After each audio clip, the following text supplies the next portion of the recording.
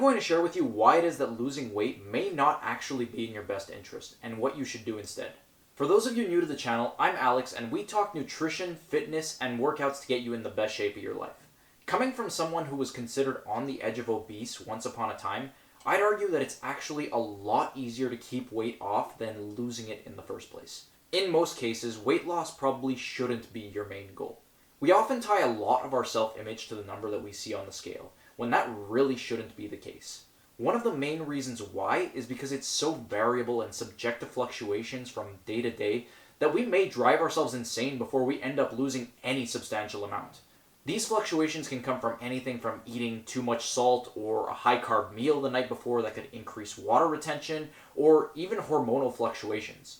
Needless to say, the weight on the scale is not always the most reliable indicator of progress. If you want to experience the benefits of looking and feeling better about yourself, your first goal shouldn't be to lose weight, but rather decreasing your fat mass while also increasing your muscle mass. When you're losing weight, you wake up every morning obsessing over a number that depends on far too many variables to even keep track of. You can wake up 6 mornings in a row having lost weight, only to wake up on the 7th weighing more than you did when you first started.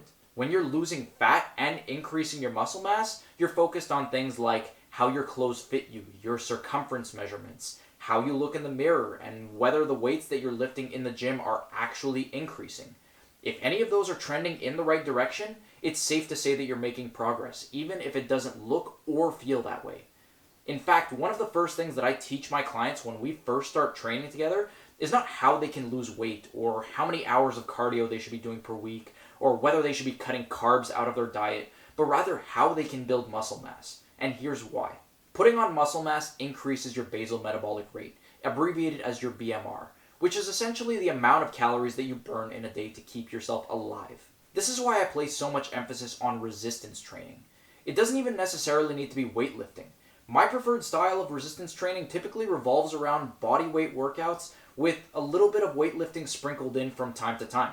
If you've gotten any value out of this video so far, please consider hitting the like button and subscribing to the channel if you haven't already. Here are a few other reasons why you should definitely incorporate your own form of resistance training into your routine. On top of increasing your BMR, you'll also experience a temporary uptick in calories burned for hours, if not days at a time, called your excess post-exercise oxygen consumption, or EPOC. This is more commonly referred to as the afterburn effect, which is just another way of burning more calories for no additional effort on your part.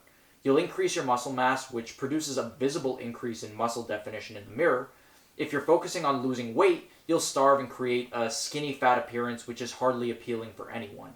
You don't need to put on mountains of muscle mass and look like a bodybuilder either, but putting on a little bit of muscle goes a long way.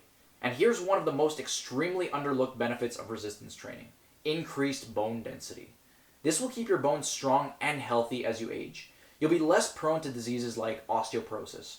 I don't know about you, but personally, I'd like to be strong and healthy enough to keep up with my kids, and even my grandkids. Here's the catch, and this is exactly why it is that you can't use the scale to accurately track your progress. Losing fat decreases your fat mass.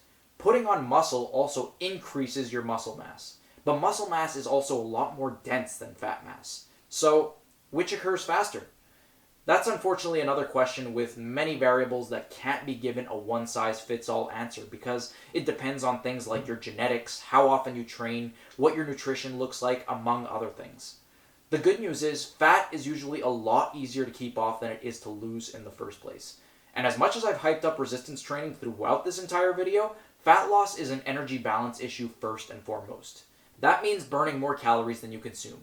Resistance training and accumulating muscle mass is just one means of doing so, with the added benefits of looking and feeling better. But don't expect the fat to start melting off the moment you start resistance training. You'll also need to keep your nutrition in check, which is a separate discussion for another video. For a more in-depth discussion of one of the most fundamental concepts of weight loss, check out this video here and subscribe to the channel if you haven't already.